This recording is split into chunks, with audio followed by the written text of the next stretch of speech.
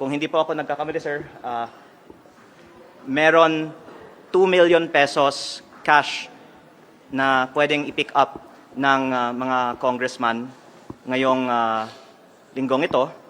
At baka yung iba, mas mataas, baka yung iba, for whatever reason, hindi binibigyan. Hindi ko po alam kasi hindi ko po kinukuha yung akin. Pero mabuti po na malaman ng publiko, may ganitong klaseng mga bonus na nagkataon ay halos kasabay ng approval ng budget. Nung Oktubre din, dagdagan ko po, may 1.5 million pesos na ibinigay sa araw ng pagboto para sa budget. At buwan-buwan, meron pong mahigit kumulang 1 million pesos per member.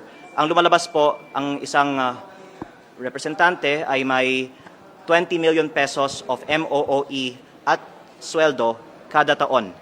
Times 318, ito po ay mahigit 6 billion pesos. Ang MOOE budget ay itinaas ng 7.8 billion pesos. Kaya in some ways po, maaari nating sabihin na as